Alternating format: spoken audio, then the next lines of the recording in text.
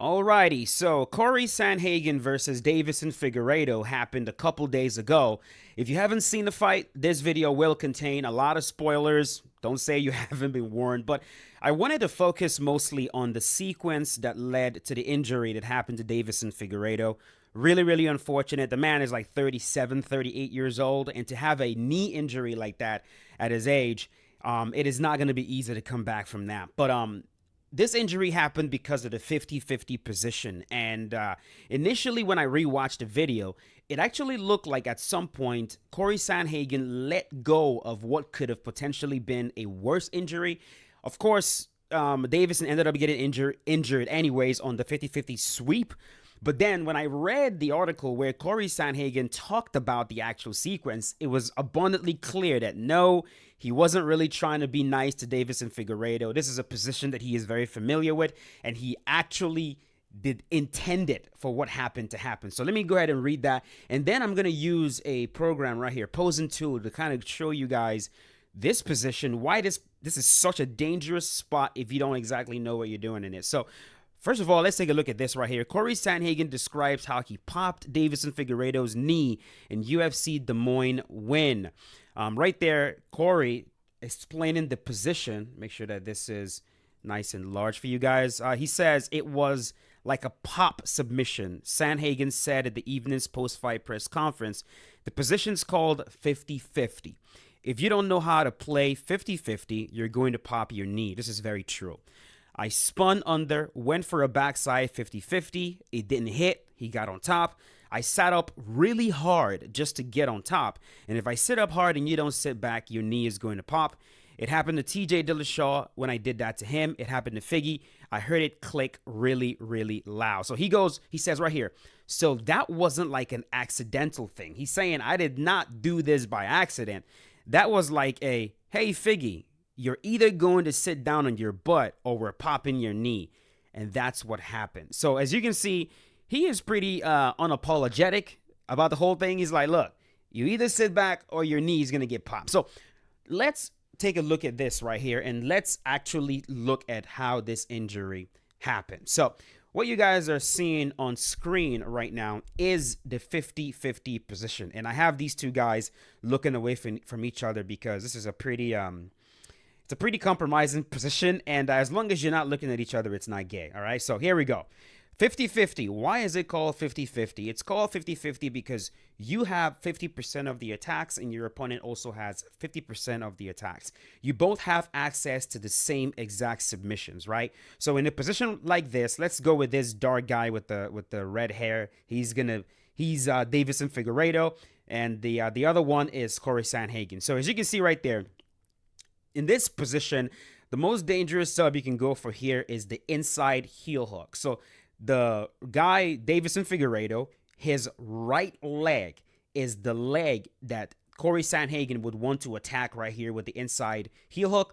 And as you can see, if I spin this around, you will also notice Cory Sandhagen's right leg is also compromised because Davison can also attack his right leg. You can also attack with the toe hold in this position, and usually the leg lock shootout you see in 50-50 is one of them is going for the inside heel hook, the other one is trying to counter with the toe hold.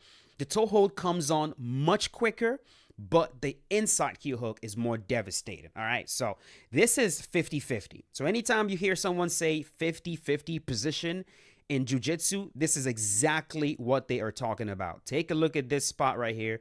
Memorize it. Now, the beautiful thing about 50-50 is 50-50 can also happen when one of you guys is standing. And that is exactly the sequence that started this injury. So as you can see right there, this is Cory Sandhagen on the bottom. This is Davison Figueredo standing over him, right? Cory Sandhagen is in 50-50 right now. So is Davison Figueredo. As you can see, Cory is looking to attack Davison Figueredo's left leg, all right? Now, what Cory is going to do in this spot right here is he's going to invert himself. He's going to invert because he's trying to get to an asymmetrical position. He doesn't want this 50-50 thing where you have the attack that I have and I have the attack you have.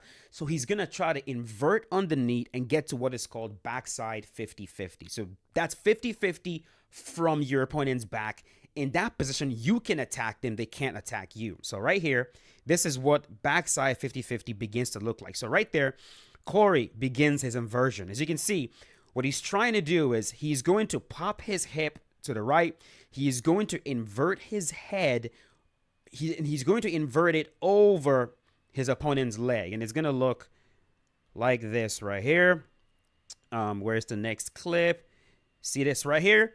This is him continuing that inversion.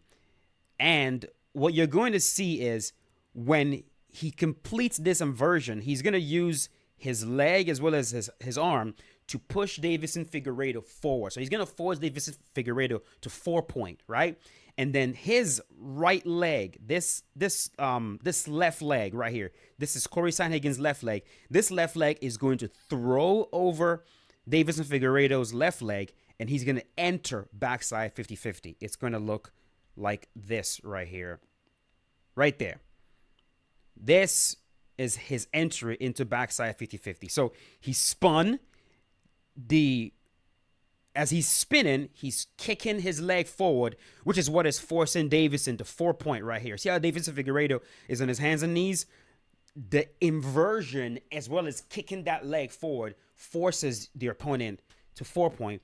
And then you throw this leg. See this left leg? Cory threw the left leg on the inside and achieves backside 50-50. Now, from this position right here, you have a few options, right? You can go for the heel hook right away. If your opponent stays in this exact spot, you heel hook them, right? And right here, it looks something along like this right here. It looks like this. So this is Cory Sandhagen. Now he has the heel exposed. You can see him holding on to the heel. All right, this is the heel hook. He has his legs triangled. This is backside 50-50. This is a dangerous spot to be in. In this position right here, you can get your knee blown out if you do not tap and someone has you in a heel hook right here. Now, so what most people would try to do right here, before the heel is actually exposed, before you have this heel, the way to roll is, if you're the defending guy, will be to throw your right leg. So right here, Deiveson would throw his right leg over to release this pressure. That is before the heel is actually locked in. And in jiu-jitsu, the way you counter that is here. Is to actually take your right leg. Now, in the other clip that I showed you, this right leg was locked in a triangle. But if you pull that right leg out and you throw that right leg over the back of your opponent's knee, you actually pin them to the ground and you prevent them from spinning and getting away from this spot. Now, this is not what Cory Sandhagen did, all right? Cory did not do this. And this is the part where I thought to myself, man, it looks like Cory Sandhagen actually let it go, because this is what happened right here. Deiveson Figueredo. Now, remember, this is Deiveson's right leg, okay? In this spot right here, this is Deiveson's right leg. This right leg was all the way over on the right side, all right? But as he threw the leg over in an attempt to escape this position, this is where Cory Sandhagen let go. Now, if you don't let go and your opponent does this, you blow their knee out. It should be very obvious just from looking at this image right here.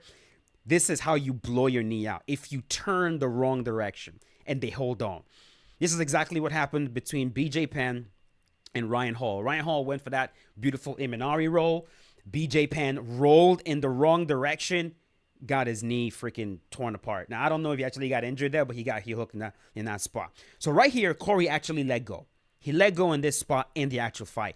When I first saw it, I thought he let go because he didn't want to injure Deiveson Figueredo. But as you saw from what we read, so that wasn't like an accidental thing. That was like a, hey, Figgy, you're either going to sit down on your butt or we're popping your knee. So he didn't let go. He felt that the heel hook was going away from him. So he's going to start trying to get up. And as he's trying to get up, Davison Figueredo is doing the same exact thing. So this is Davison right here. Davison notices, oh crap, my heel is in danger. I'm gonna try to sit up, and this is him sitting up into the position right there. Okay, he's sitting up. Now Cory is going to let go. This is him still sitting up. And what Davison is sitting up to do right here, he's sitting up to fight the hand. If you can sit up and reach that hand that's clasping on your heel, you can start separating the hand. So Davison was sitting up to try to reach the hand, and Cory is gonna let go of this heel, and Cory himself is gonna start standing, is gonna start posturing up. So this is right here. This is what it looked like as Cory is getting up and Davison himself is getting up. Look at what is happening to Davison Figueredo's knee. Now, this is where the injury happens, okay? This injury happens because look at Cory Sandhagen's left leg. The left leg is pinning Davison Figueredo's left hip to the mat. Meanwhile, Davison's foot, hold on, screw that up. Davison's foot right here is trapped between the elbow and the hip of Cory Sandhagen. So as Cory Sandhagen actually gets up, as he sits up, that forces this foot right here to bend in a very unnatural position. The foot is not designed to bend in that way. And because of Cory Sandhagen's left leg pinning Davison Figueredo's left hip, Davison cannot lift up his hip to alleviate the pressure. His hip is pinned to the mat.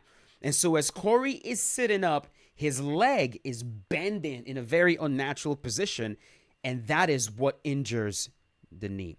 Let me show you guys as the leg starts to sit up even more. Look at that. This is where Cory made the whole entire thing even worse because Cory then cupped the knee. See how he's cupping the knee right there? He's cupping Davison Figueredo's knee as he's coming up. That makes the pin on the hip of Davison even worse. And as he's posturing, as he's sitting up, this is Davison Figueredo's leg, is going to bend and keep bending in that unnatural position. And that is what leads to this knee blowing out right here. Let's get the next clip right there. Look at this knee. See how bad this knee's bent right here? This is the next clip. This is how bad the knee bends. And he kept coming up. He didn't stop. He kept coming up as the knee keeps bending in that very unnatural position. Davison falls. Davison is screaming. The injury happens right here. So this is how the injury happened from 50-50. And that is why Cory was talking about, if you don't want this injury to happen to you, right? When your opponent is sitting up in 50-50, what you actually want to do is you want to sit right back down. You want to try to get on that hip, on your left hip, turn as much as possible to alleviate that pressure on your knee as the opponent is sitting up. So that's why a lot of times when you watch jiu-jitsu matches and you see 50-50 battles, first of all, it's really frowned upon because it can be a really stally position, especially if both guys know what they're doing. Because what you usually see is this guy gets swept, then you get swept again. And you get swept, and he gets swept. Because you got to give up that sweep.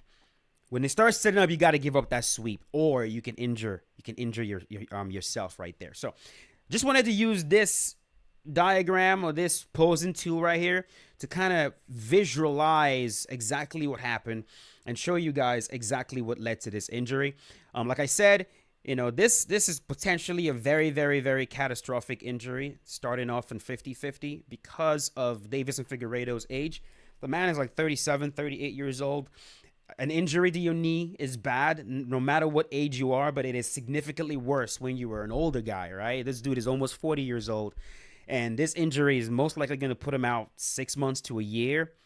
Father Time is not on his side.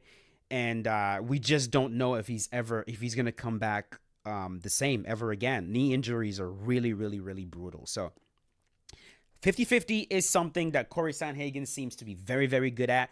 And everybody that's facing him moving forward, got to be very careful in that spot. He injured TJ Dillashaw in the same exact way, and now we've seen him do the same thing to Davison Figueredo. So this is a position that a lot of folks need to start studying, especially in MMA. We're starting to see leg entanglements being used for sweeps in the UFC. If this happens more and fighters are not as familiar with all these different leg lock-in positions and how to keep yourself safe in them, injuries like this will happen significantly more than we're seeing them right now. So that's really going to do it. I don't want this video to be ridiculously long. Just wanted to get in, show you guys visually what happened, what caused the injury, how you could maybe keep yourself safe. I would use actual UFC footage, but I don't want copyrighted. I don't want to get copyrighted. I can't even use actual photos from the fight because I don't want any copyright issues. So I will leave it at that. So thank you so much for watching.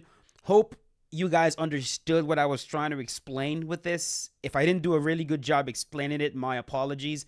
I will figure out a better system with this tool right here to explain some of these jiu-jitsu positions for you guys. So give me your thoughts in the comment section below. What do you think is going to happen next with Davison Figueredo as well as Cory Sandhagen? Let me know in the comments, and I'll see you guys later with a brand new one. As always, stay safe. Peace out, boys. Have a good one.